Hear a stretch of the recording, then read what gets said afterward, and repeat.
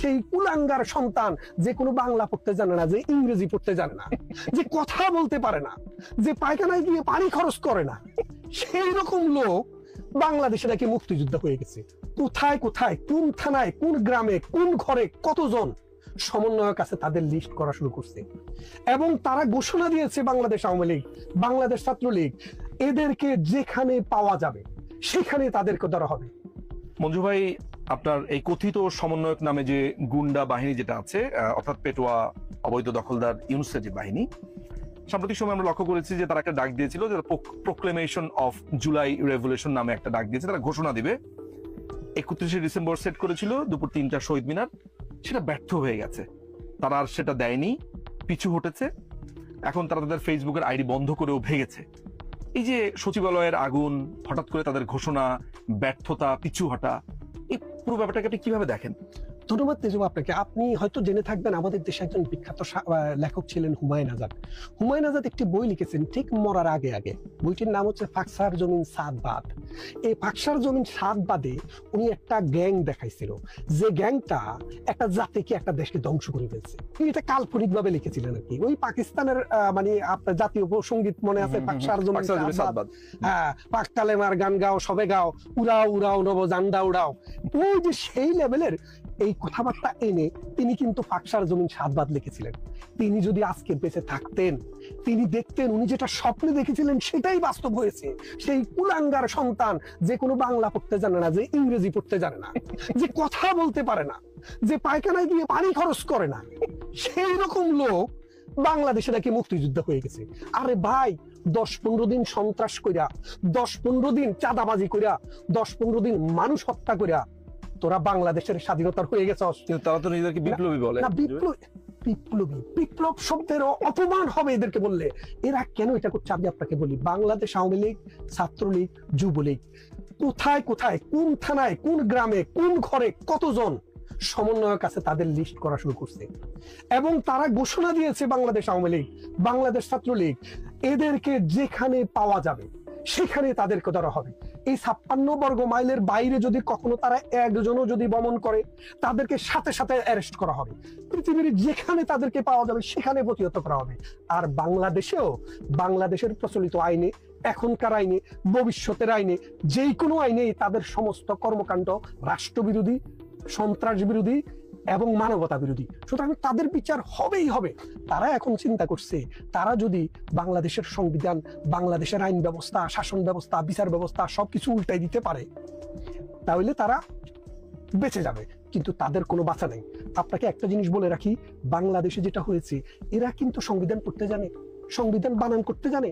আপনাকে একদম গ্যারান্টি দিয়ে বলছি, এদের একটা কনস্টিটিউশন ইংরেজিতে উচ্চারণই করতে পারে না, বানানও করতে পারে না।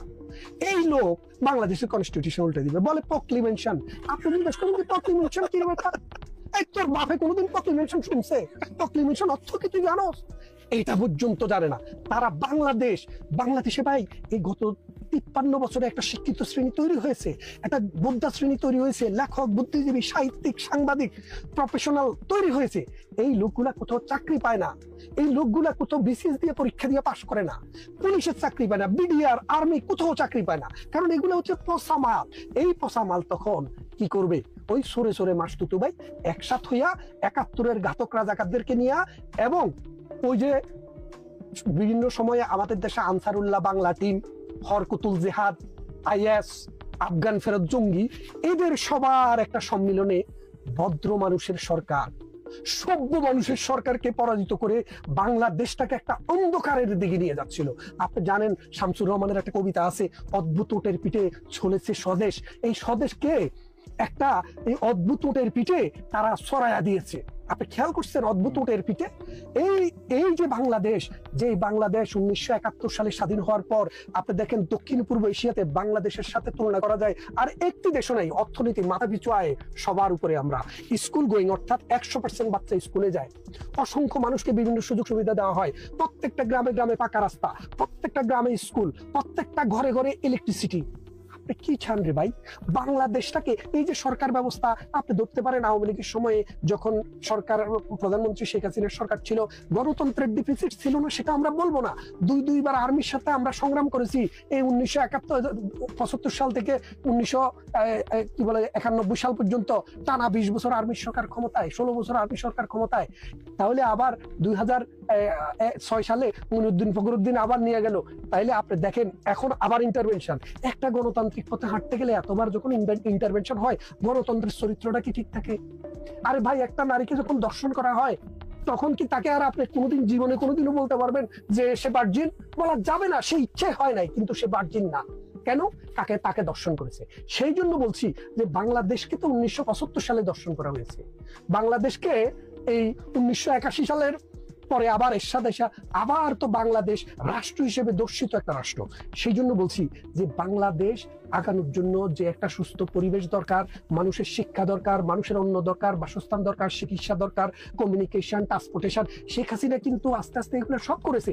এই করা দেখে তারা বুঝতে পারছে, স্বাধীনতা বিরোধী এই যুদ্ধ অপরাধী চক্র, যে শেখ হাসিনা যেভাবে দেশকে আগায় নিচ্ছে, এবারে 5 বছর যদি শেষ করে বাংলাদেশে শেখ হাসিনাকে, মানে শেখ হাসিনা মডেল হয়ে যাবে, মানে পুরো পৃথিবীতে শেখ হাসিনাকে হায়ার করে নিবে যে শেখ হাসিনা মডেলের দেশ চাই আমরা। কারণ ফাস্টেস্ট গ্রোয়িং ইকোনমি ছিল বাংলাদেশ গত 10 বছর। আপনি 2008 সালে যখন ক্ষমতায় আসি, $600-700 আমাদের মাথা পিছু আয়, আর এখন হচ্ছে $3000 কাছাকাছি, $2750। আমাদের যে বিশ্বব্যাংক আমাদের যে রিজার্ভের পরিমাণ, আমাদের ওই রিজার্ভের পরিমাণ ছিল মাত্র $3 বিলিয়ন। যখন আপনার আওয়ামী লীগ যখন ক্ষমতা নেয়। আর এই মিথ্যাবাদী ইউনূস সরকার যখন ক্ষমতা গ্রহণ করে তখন $20 বিলিয়ন। আমাদের তো সম্ভবত 2021 $48 বিলিয়ন হয়েছিল। এগুলা এরপরে ওই পদ্মা সেতু এবং বিভিন্ন দায় দেনা পরিশোধ করার পরে এটা কমেছে।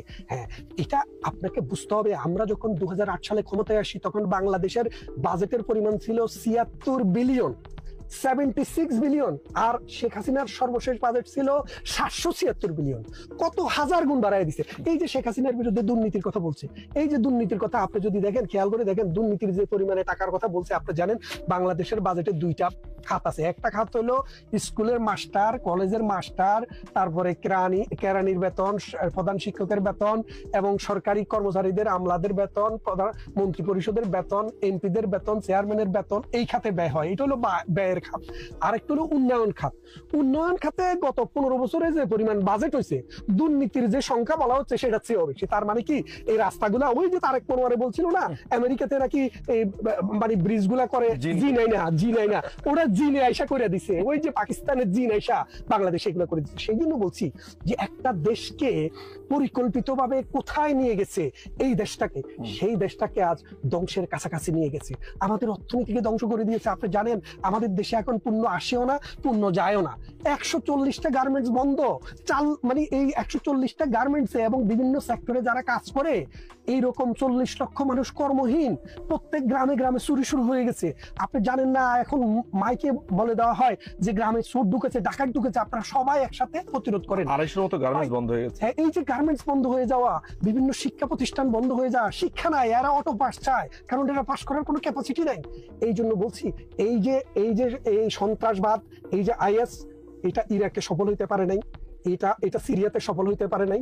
বাংলাদেশে এরা সফলতার মুখ দেখছে। ওরা চিন্তা করছে জামাত ইসলামকে নিয়ে, হেফাজতে ইসলামকে নিয়ে, আনসারুল্লাহ বাংলা টিম, হিজবুত তাহেরি, এই যে চরমোনাই, খেলাফত মজলিস, এদেরকে নিয়ে বাংলাদেশটাকে একটা মিনি পাকিস্তান বানানোর জন্য। আপনি দেখেন